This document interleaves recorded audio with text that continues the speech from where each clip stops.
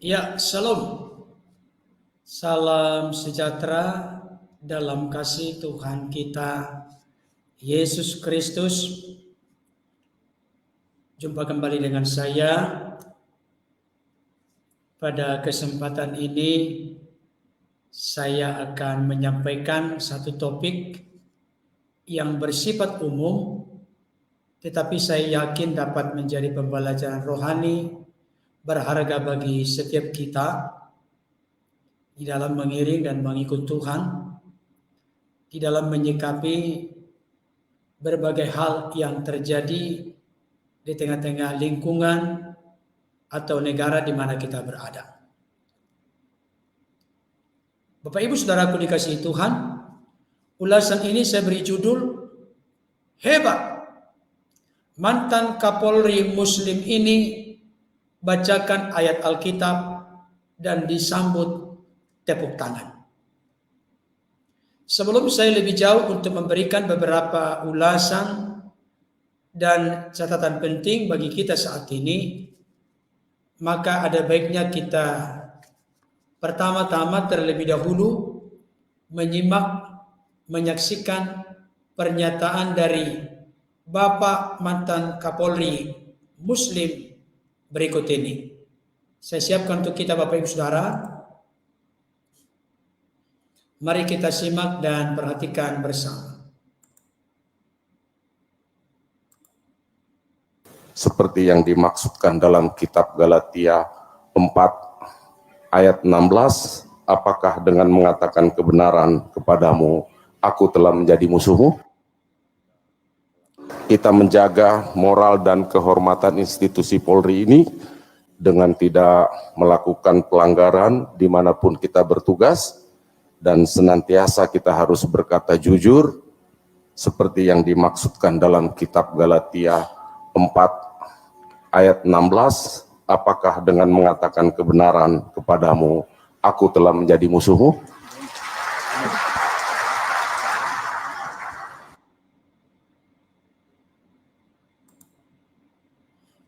Baik, Bapak Ibu Saudara, pernyataan dari Bapak mantan Kapolri ini yang bernama Idam Aziz sangat singkat, praktis, sederhana.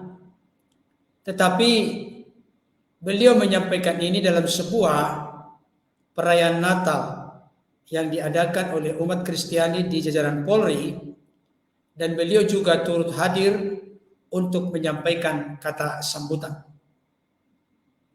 Saudara-saudaraku dikasihi Tuhan, adapun pesan beliau menegaskan begini: kita menjaga moral dan kehormatan institusi Polri. Caranya dengan tidak melakukan pelanggaran dimanapun kita bertugas. Dan senantiasa kita harus berkata jujur, seperti yang dimaksudkan dalam Galatia 4 ayat 16, apakah dengan mengatakan kebenaran kepadamu, aku telah menjadi musuhmu? Saudara-saudaraku yang dikasihi Tuhan, pernyataan yang dikutip oleh Bapak mantan Kapolri Muslim ini, di mana beliau membacakan ayat Alkitab, dan tentunya disambut dengan tepuk tangan oleh para hadirin di tengah-tengah beliau menyampaikan kata sambutan tersebut, saya menemukan paling tidak ada 5 pembelajaran berharga untuk kita. Yang pertama, harapan kita sebagai masyarakat Indonesia terhadap kepolisian Republik Indonesia, bagaimana supaya mereka tetap menjaga moral dan kehormatan institusi Polri yang walaupun akhir-akhir ini cukup tercoreng Bapak Ibu Saudara, oleh karena adanya peristiwa perbuatan dari oknum-oknum tertentu yang membuat kepercayaan masyarakat terhadap institusi Polri menjadi menurun drastis. Baik itu terkait dengan peristiwa pembunuhan dari Brigadir Joshua yang disangkakan bahkan sekarang telah disidangkan oleh Perdi Sambo, Putri Chandrawati, Kuat Maruf, Ricky Rizal, Barada Eliezer. Kita belum tahu nanti ujung dari persidangan tersebut. Tetapi perlu saya sampaikan, melalui perbuatan dari oknum-oknum ini sungguh mencoreng nama baik dari institusi Polri yang kita cintai dan kasihi. Oleh karena ini pesan dari Bapak mantan Kapolri Muslim yang bernama Idam Aziz ini tetap relevan dan kontekstual. Dan kita rindu bukan hanya sekedar ucapan atau perkataan, tapi benar-benar seluruh anggota Polri dari tingkat pangkat yang lebih rendah sampai kepada pangkat yang tertinggi yaitu Kapolri. Kita doakan, kita dorong supaya mereka tetap menjaga moral dan kehormatan institusi.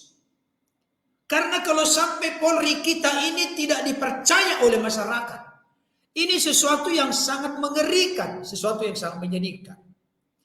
Oleh karena itu, bagaimana kepercayaan masyarakat benar-benar bangkit kembali kepada institusi Polri, maka itu tergantung dari kinerja, kredibilitas, integritas dari Polri itu sendiri.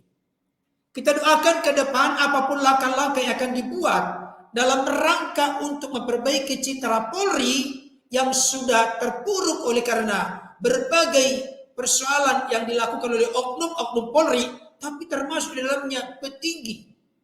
Seperti kemarin, Irjen Teddy Minahasa sudah dipromosikan, sudah disimpulkan, akan dilantik segera menjadi Kapolda Jawa Timur. Tiba-tiba terjadi sesuatu yang mengerikan. Ada sangkut pautnya dengan narkoba. Oleh karena itu, apa yang disampaikan oleh mantan Kapolri Muslim yang bernama Bapak Idam Aziz ini tetap relevan dan kontekstual untuk dipikirkan, direnungkan oleh institusi Polri, di mana harus menjaga moral dan kehormatan institusi. Caranya bagaimana? Nah, Bapak Idam Aziz menjelaskan dengan tidak melakukan pelanggaran dimanapun. Saya tambahkan, kapanpun dan dalam situasi kondisi apapun, jangan melakukan pelanggaran hukum. Karena yang menjadi dambaan kerinduan harapan masyarakat. Bagaimana supaya institusi Polri ini menegakkan hukum secara adil, benar, dan bertanggung jawab sesuai dengan koridor aturan hukum yang telah ada di tengah-tengah Indonesia. Senantiasa harus berkata jujur. Ini dia. Jangan berkata bohong, jangan berkata dusta. Kebohongan akan melahirkan kebohongan, dusta akan melahirkan kedustaan. Oleh karena itu, harapan kita kepada institusi Polri yang kita cintai dan kasihi ini, bagaimana supaya mereka menjalankan tugas dengan senantiasa harus berkata jujur, berperilaku jujur, dan melakukan hal-hal yang benar sesuai dengan aturan hukum yang ada. Kita rindu dambaan masyarakat bagaimana supaya institusi Polri kita dapat menjadi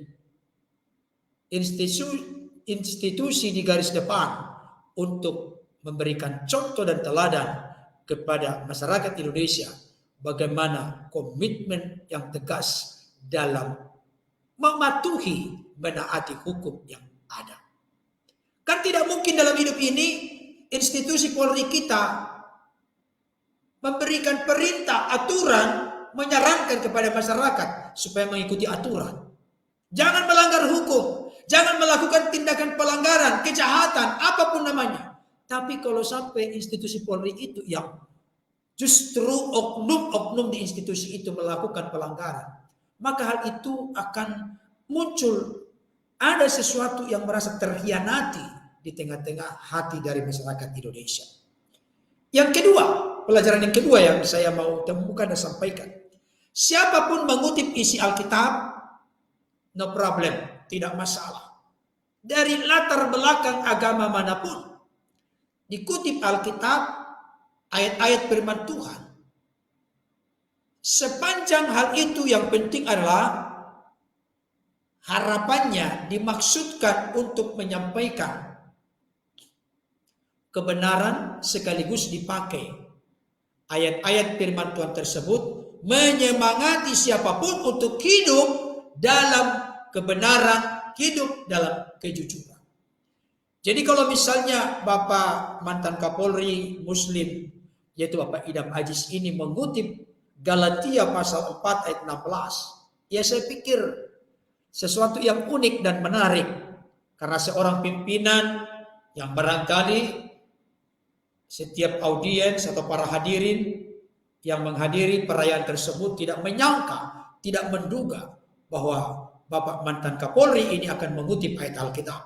Tapi beliau mengutipnya dengan maksud dan tujuan untuk apa yang disampaikan sebelumnya. Jangan melakukan pelanggaran hukum dimanapun. Di dalam bertugas harus senantiasa berkata jujur, menjaga moral dan kehormatan institusi. Ketika itu dibungkus dalam konteks audiens saat itu tertuju kepada orang-orang Kristen yang merayakan Natal. Maka ketika kebenaran firman Tuhan itu dikutip, itu sebagai bentuk konfirmasi dan penegasan bahwa apa yang disampaikan itu adalah sesuatu yang penting, urgent, mendesak, tidak boleh diabaikan, tidak boleh dipandang sebelah mata, tidak boleh diremehkan oleh yang menyaksikan, mendengarkan, termasuk kepada kita semua.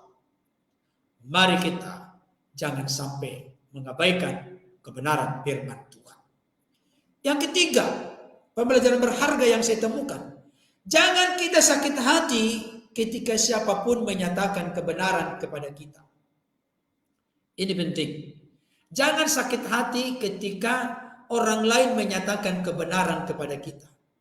Salah satu hal yang menjadi ciri orang Kristen yang tidak bertumbuh dewasa adalah ketika disampaikan kebenaran, hal itu seringkali membuat dia jadi tersinggung, membuat dia jadi marah, membuat dia jadi sakit hati kepada orang yang menyampaikan kebenaran. Itulah yang disampaikan oleh Rasul Paulus kepada jemaat Galatia. Memang salah satu jemaat yang sangat mendapatkan perhatian dan teguran yang keras dan tegas dari Rasul Paulus adalah jemaat Galatia. Secara khusus kalau nanti kita perhatikan Bapak Ibu Saudara, biasanya Rasul Paulus itu ketika menuliskan surat dimulai dengan salam. Setelah salam baru mengucap syukur. Setelah itu baru dia nanti melanjutkan apa yang hendak disampaikan oleh beliau, oleh tuntunan pimpinan Roh Kudus kepada jemaat-jemaat yang dituju atau kepada pribadi-pribadi anak-anak rohaninya yang dituju. Tapi terkait dengan kitab Galatia, setelah Rasul Paulus menuliskan suratnya dimulai dengan salam, maka tidak ada ucapan syukur. Nanti kalau kita baca Galatia 1 ayat 6, Rasul Paulus langsung berkata, aku heran, engkau begitu mudah beralih dari Injil yang benar kepada Injil-Injil yang lain. Langsung teguran yang tegas dan keras disampaikan. Kenapa? Karena orang-orang Galatia, jemaat Galatia ini memulai sesuatu dengan baik dan benar, tapi kelanjutannya berikutnya mereka mulai melenceng. Mereka mulai menyimpang dari kebenaran. Kebanyakan juga kita orang-orang Kristen demikian. Di awal-awal semangatnya, antusiasnya untuk hidup berjalan dalam kebenaran. Tapi oleh karena barangkali ada suara-suara lain, doktrin, ajaran, pengaruh-pengaruh yang tidak benar, akhirnya terkontaminasi. Sehingga beralih kepada sesuatu yang lain yang tidak sesuai dengan kebenaran. Makanya sampai Rasul Paulus berkata, apakah engkau yang telah memulai dengan roh mau mengakhiri dengan daging? Baru dilanjutkan dengan perkataan yang dikutip oleh Bapak mantan Kapolri, Bapak Idam Aziz, yaitu ayat yang ke-16 dari Galatia 4. Apakah dengan mengatakan kebenaran kepadamu aku telah menjadi musuhmu? Ini Rasul Paulus menyampaikan kepada jemaat Galatia. Tapi Rasul Paulus tidak memiliki roh yang terintimidasi.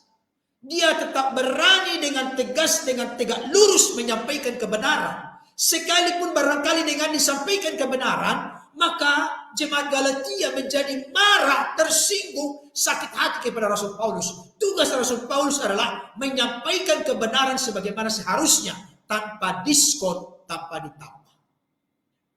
Ini prinsip Rasul Paulus, karena beliau selalu belajar berdiri di atas kebenaran dan menyuarakan kebenaran. Itu sebabnya, apakah dengan mengatakan kebenaran kepadamu aku telah menjadi musuh? Bukan ini menjadi harapan dan kerinduan Rasul Paulus. Jangan jemaat Galatia menjadi musuh bagi Rasul Paulus karena Rasul Paulus menyatakan kebenaran. Nah, demikian juga dengan Bapak Ibu Saudara yang saya kasih dalam Tuhan. Jangan sampai misalnya ketika pastor, pendeta, penatua, gembala di gereja kita masing-masing menyuarakan kebenaran, jangan biasakan kita memiliki karakter yang gampang tersinggung, gampang sakit hati, gampang langsung marah, emosi, bersungut-sungut. Masa dia menegur aku karena aku salah? Jangan Bapak Ibu Saudara. Jangan sakit hati kepada siapapun yang mengatakan kebenaran kepada kita. Kebenaran itu berguna untuk memerdekakan kita. Berguna untuk memperbaiki hidup kita. Sehingga berjalan seturut dengan apa yang Tuhan mau, inginkan dan kehendaki dalam hidup kita. Yang keempat, terkait juga sebenarnya dengan yang ketiga. Jangan memusuhi siapapun yang berani menyuarakan kebenaran kepada kita. Dan yang berikutnya, jangan pernah marah kepada Tuhan yang berfirman menyatakan kebenarannya kepada kita. Saya sering Bapak Ibu Saudara mengatakan bahwa firman Tuhan itu ibarat cermin dan kaca bagi kita. Saya yakin Bapak Ibu Saudara yang memiliki pikiran jernih dan sehat tidak pernah melupakan satu hari kalau tidak berkaca atau bercermin. Saya kasih tahu dan ingatkan kita semua. Kaca atau cermin itu selalu menunjukkan, menampakkan diri kita apa adanya. Kaca dan cermin tidak pernah berlaku munafik, bersandiwara, berpura-pura. Tidak. Kalau di wajah kita ada noda hitam, maka kaca itu akan menunjukkan, Pendeta Berton, di wajahmu ada noda hitam. Saya tidak perlu marah dengan kaca itu. Saya tidak perlu tersinggung dengan kaca itu. Justru saya harus bangga bersyukur karena kaca itu menunjukkan keadaan fisik luar saya apa adanya. Ketika saya melihat ada sesuatu yang berlepotan di wajah saya yang tidak pantas ada di sana, maka tugas saya bukan memecahkan kaca. Bukan marah kepada kaca. Ini kurang ajar, ini kaca. Masa dia tunjukkan ada yang hitam di wajah saya? Tidak, Bapak Ibu Saudara. Tapi kita belajar ketika kaca atau cermin itu menunjukkan sesuatu yang tidak beres di wajah kita, yang mempengaruhi kegantengan, kecantikan kita. Ganteng laki-laki, cantik perempuan. Maka jangan marah, segeralah bersihkan. Dilap pakai tisu atau mungkin pakai sesuatu yang lain yang bisa membersihkan kotoran di wajah kita. Sehingga penampilan kita menjadi prima. Penampilan kita menjadi indah. Penampilan kita tidak akan menjadi sorotan yang dapat nanti buat bibir percakapan orang lain. Demikian juga dengan firman dalam hidup kita. Ketika disampaikan firman kepada kita, ketika disampaikan kebenaran kepada kita, kalau saudara dan saya telah menjadi orang yang bertumbuh semakin dewasa dalam Tuhan, maka engkau akan berkata, Tuhan terima kasih. Aku telah ditegur oleh Tuhan melalui hamba-Mu si Anu, melalui pastor, pendeta, penatua, gembala, atau barangkali juga melalui orang-orang terdekat kita. Dengarkan baik, sahabat bagi kita adalah sahabat yang menegur dengan terang-terangan daripada kasih yang tersembunyi, daripada dia mengucapkan pujian sanjungan kepada kita, tapi sebenarnya kita akan menuju kepada kebinasaan. Jangan. Seorang sahabat sejati ketika dia lihat kita melenceng, menyimpang dari sesuatu yang benar atau kebenaran dari firman Tuhan, dia tegur kita. Saya kasih tahu, itulah sahabat sejati bagi kita. Iya, ada yang berkata, teliti dulu kacanya bagus dan benar enggak? Ya udah pastilah. Yang penting kacanya burak, jangan buram. Kacanya jangan jelek, kacanya jangan sudah pecah-pecah. Nanti tidak akan bisa menunjukkan menampakkan diri kita apa adanya. Tapi kalau kaca itu bening, kaca itu bersih, tentunya kaca yang di rumah kita nggak mungkin kita biarkan kotor. Kaca dan cermin itu gambaran dari firman Tuhan. Firman Tuhan nggak mungkin kotor. Makanya sampai makanya sampai Yohanes 17 berkata, kuduskanlah mereka dengan kebenaran, firman-Mu adalah kebenaran. Firman itu menguduskan kita, menyucikan kita, menyempurnakan kita. Sehingga kita menjadi serupa seperti Kristus. Jadi Bapak Ibu Saudara, salah satu ciri orang Kristen yang dewasa adalah orang Kristen yang siap menerima firman Tuhan, apakah sedang, apakah keras. Bahkan firman Tuhan berkata, makanan keras hanya untuk orang-orang yang sudah terlatih panca inderanya, hanya untuk orang-orang yang sudah dewasa. Tapi kalau makanan yang lunak, apalagi susu, itu hanya untuk bayi-bayi rohani. Oleh karena itu, seperti yang dikutip oleh Bapak Jenderal Purnawirawan Idam Aziz, mantan Kapolri kita, apakah dengan mengatakan kebenaran kepadamu, aku telah menjadi musuhmu? Jangan. Kalau orang tua menyatakan kebenaran kepada anak-anak, memberikan nasihat, bertitik tolak dari firman Tuhan, jangan tersinggung. Jangan musuhi orang yang menyuarakan kebenaran kepada kita. Banggalah, bersyukurlah. Bahkan kalau orang menyampaikan kebenaran kepada kita, sebenarnya kalau kita simpulkan kalimat praktis, itu adalah nasihat bagi kita. Saya mau tanya Bapak Ibu Saudara, ketika ada orang lain memberikan nasihat kepada kita, berapa kita bayar dia? Perusahaan-perusahaan raksasa Bapak Ibu Saudara, baik itu di dalam di luar negeri, mereka membayar begitu mahal kepada orang yang ahli di bidangnya untuk mengkritik, memberikan masukan dan nasihat kepada perusahaan.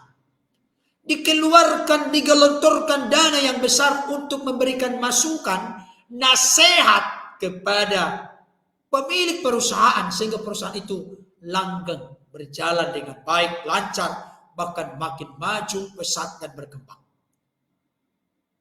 Disewa penasehat perusahaan. Tapi kalau kita diberikan nasihat oleh orang lain, memang berapa kita bayar?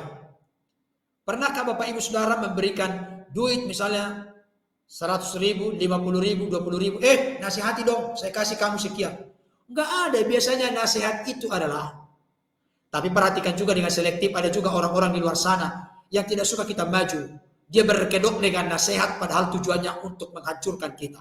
Harus pintar juga, cerdas juga, berhikmat juga kita membedakan mana nasihat yang lahir dari kasih, mana nasihat yang didasari dengan kemunafikan dan kepalsuan. Kita harus juga jeli, Bapak Ibu Saudara. Tapi pada umumnya orang tua memberikan nasihat kepada anak. Tidak mungkin orang tua menginginkan kematian, kehancuran, kerusakan, kegagalan anak-anaknya. Orang tua memberikan nasihat kepada anak-anak. Jangan dong anak-anak memusuhi orang tua yang memberikan nasihat dan mengutip firman Tuhan untuk menegaskan nasihatnya. Saya kasih tahu Bapak Ibu Saudara, ini akhir zaman. Orang akan membuka telinganya kepada dongeng yang menyukakan, mengenakan telinganya dan menutup telinganya kepada kebenaran. Itu sekarang ini akhir zaman. Adakah kita di antara itu? Ketika ada orang menyampaikan kebenaran, kita langsung fokus, mengkritik, menyalahkan, memojokkan. Padahal sebenarnya yang disampaikan sudah benar. Jangan kita seperti ahli Taurat, orang-orang Farisi. Mereka datang mendekat kepada Yesus bukan dengan rendah hati untuk belajar. Tapi mereka ingin mencari-cari kekurangan, kesalahan, bahkan ingin menjebak Yesus supaya jatuh ke dalam dosa. Itu ahli Taurat, orang-orang Farisi. Saya rindu tidak tumbuh berkembang biak ahli Taurat, orang-orang Farisi yang hanya merasa tahu firman, menguasai firman, tapi tujuannya datang untuk mendengarkan, menyaksikan firman seperti siang hari ini hanya untuk mencari-cari kekurangan, kelemahan, kesalahan. Saya kasih tahu, kalau motivasi kita datang melakukan apapun terkait dengan mendengarkan kebenaran firman Tuhan, kalau kita tujuannya hanya untuk menghakimi, mencari-cari kesalahan, kita tidak akan menemukan kebenaran yang mengubahkan hidup kita. Itu sebabnya ketika misalnya contoh pada saat ini saya menyampaikan firman Tuhan, Apakah dengan saya sampaikan apa adanya, Bapak Ibu Saudara menjadi musuh saya? Kalau ada yang menjawab, ya Pak Pendeta, aku menjadi musuhmu. Ya sudah, silakan.